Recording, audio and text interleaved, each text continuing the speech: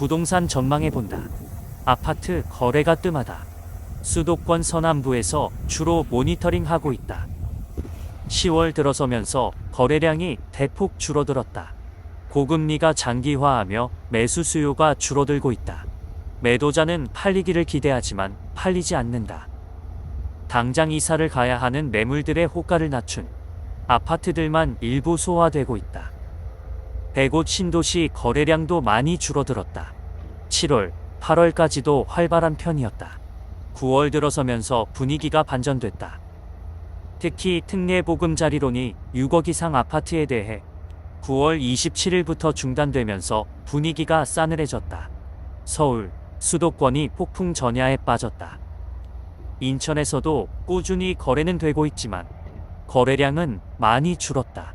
6억 이하 매물들은 그나마 거래되는 편이다.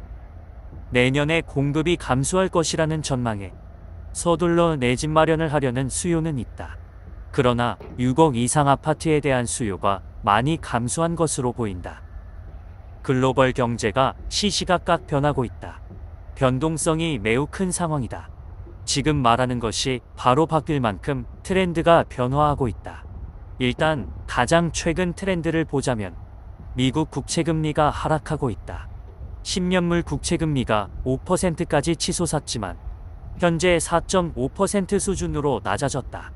원유 가격도 90달러대에서 현재 70달러대로 하락했다. 많이 떨어졌다. 휘발유 가격이 1,900원까지 갔던 것이 현재는 1,600원까지 하락했다. 미국 주가지수가 상당히 반등하며 상승하고 있다. 미국 주택 모기지론 금리가 7.61%로 여전히 높지만 방향성은 최근에 하락 전환했다. 미국 기준금리는 5.5%로 여전히 높다. 우리나라 기준금리는 3.5% 수준으로 미국보다는 낮게 유지하고 있다. 많은 나라들이 10% 고금리를 유지하고 있는 나라들도 있는데 그래도 선방하고 있는 편이다. 우리나라가 반도체, 2차전지, 자동차, 디스플레이 등 세계적인 트렌드를 이끌고 있는 산업의 핵심 제품을 만들고 있기 때문으로 생각된다. 우리나라 내년 성장률 예상치는 2.2%로 낮은 편이다. 물가는 오르고 금리도 높은 상태에 소득은 늘지 않았다. 삼중고를 겪고 있어 많은 사람들이 고통받고 있다. 한계 가구가 늘어나고 있고 부채도 지속적으로 증가하고 있다.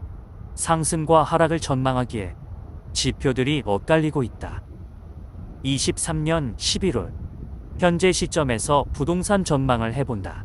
부동산 하락을 전망하는 전문가들이 많다. 고금리 때문이다. 정부의 정책적인 금리 낮추기 노력이 없다면 금리는 벌써 5에서 7%대를 기록했을 것이다.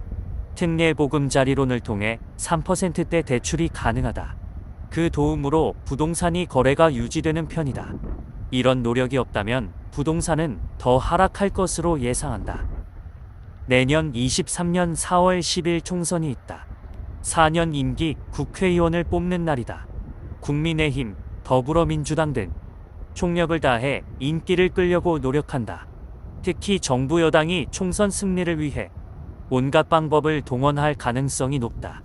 부동산 거래를 활발하게 하기 위한 조치를 할 것으로 보인다.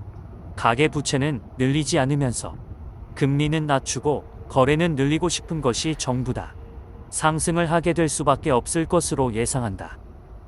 최근 주식시장에서 공매도 금지 카드를 갑자기 꺼냈다. 인기를 끌기 위한 조치로 보인다. 주가지수 상승을 바라고 있는 것으로 예상된다. 부동산을 소유한 사람들이 지지 기반이기에 상승하는 정책을 쓸 것으로 예상된다.